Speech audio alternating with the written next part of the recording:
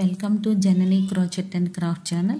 Friends, ఈరోజు వీడియోలో ఏపీలో ఆగస్టు 1 నుండి 3 రోజుల పాటు పింఛన్ ఇవ్వడం జరుగుతుంది అని చెప్పడానికి వాటి వివరాలు, బాలింతలకు ఒక నూతన పథకం అయితే ప్రవేశపెట్టడం జరిగింది.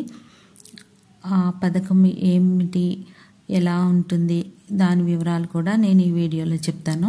ఇంకా ఏపీలో ఆగస్టు 1 నుండి 3 రోజుల పాటు పింఛన్లు పంపిణీ చేస్తున్నట్లుగా తెలుస్తుంది. దీనికి సంబంధించిన అమౌంట్ని గ్రామ వార్డు సచివాలయాలకు సంబంధించిన మార్గదర్శకుల బ్యాంకు ఖాతాల్లోకి అయితే సొమ్ము వస్తున్నట్లు మీకు తెలుసు.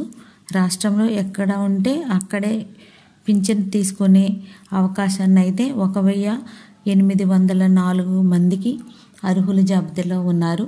వీరికి వారు ఉన్న ప్లేస్లోనే, వారు ఎక్కడైతే ఉంటున్నారో ఆ ప్లేస్లోనే ఆ అమౌంట్ని అయితే ఇస్తారని తెలుస్తుంది.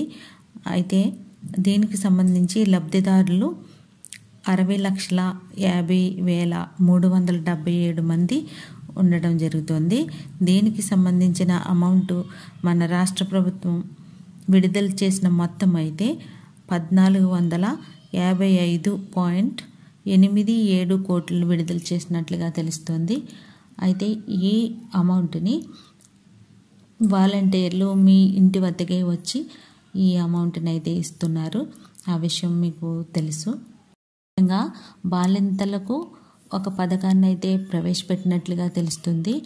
ఈ స్కీమ్ గురించి ఎవరికి సరిగ్గా అవగాహన లేదని చాలామంది దీన్ని మిస్ అవుతున్నట్లుగా తెలుస్తుంది. అయితే దీని వివరాలు నేను మెయిన్గా చెప్పాలనే ఉద్దేశంతోనే ఈరోజు వీడియోని చేస్తున్నాను. ఉమెన్స్ ఎవరైతే ఉంటారో వాళ్ళు బాలింతలుగా ఉన్నప్పుడు, అంటే పిల్లల్ని కనే సమయంలో బాలింతలు అంటారు.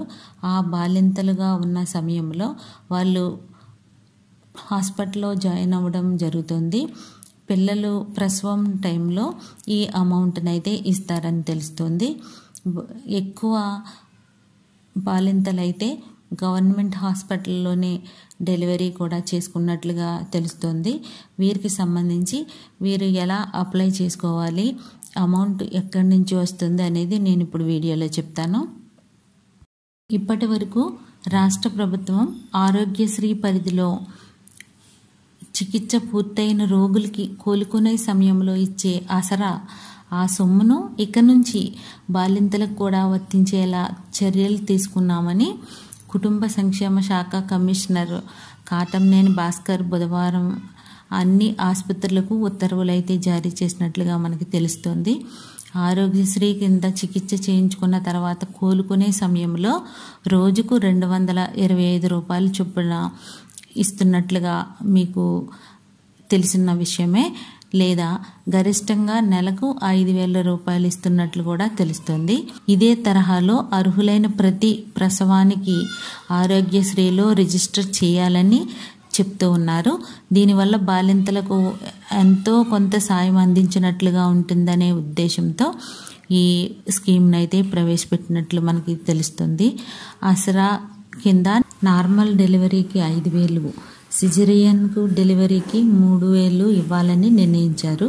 ప్రసవానంతరం ఆరోగ్యశ్రీ ట్రస్ట్ అనుమతి తీసుకుంటే వీళ్ళందరికీ ఆసరా సొమ్ము రావడమే కాకుండా హాస్పిటల్ డెవలప్మెంట్ సొసైటీకి డబ్బులు వస్తాయి.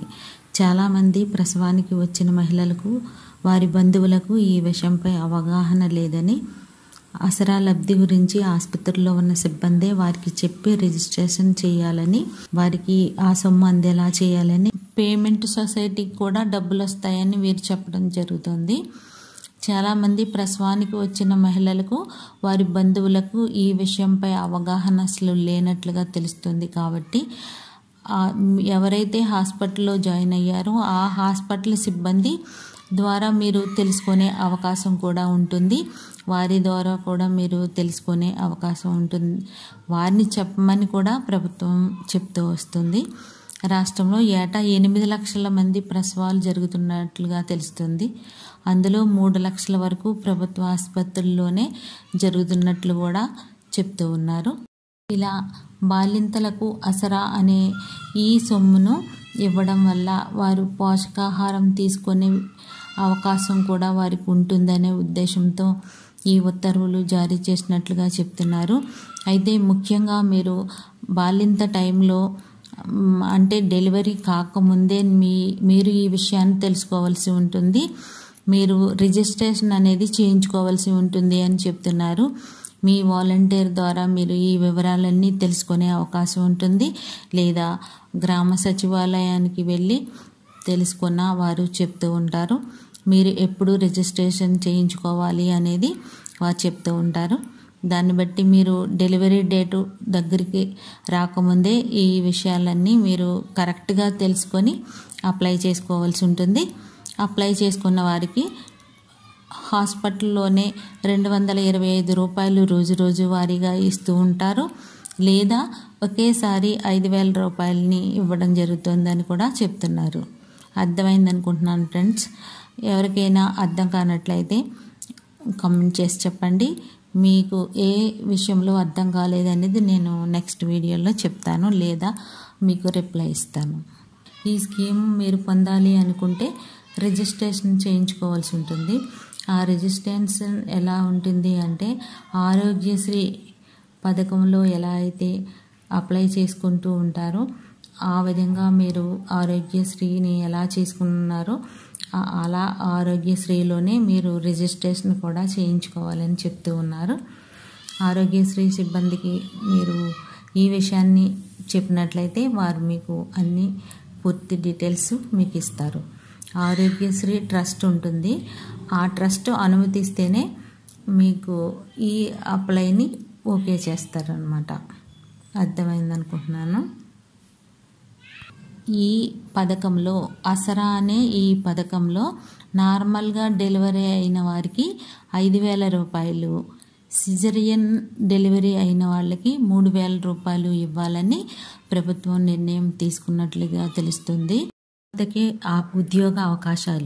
మీ వద్దకే ఉద్యోగ అవకాశాలు అని డిజిటల్ ఎంప్లాయ్మెంట్ ఎక్స్చేంజ్ తీసుకొస్తున్న ప్రభుత్వం అని ఒక న్యూస్ అయితే వచ్చింది. దాని గురించి నేను నెక్స్ట్ వీడియోగా చేస్తాను. జాబు కోసం ఎదురు చూస్తున్న వారు ఇటువంటి అవకాశాలు వినియోగించుకునే అవకాశం ఉంటుంది. కాబట్టి డిజిటల్ ఎంప్లాయ్మెంట్ ఎక్స్చేంజ్ని తీసుకొస్తున్నట్లుగా మన ఏపీ ప్రభుత్వం చెప్తుంది. దాని వివరాలు నెక్స్ట్ వీడియోలో చూడండి. Thanks for watching friends.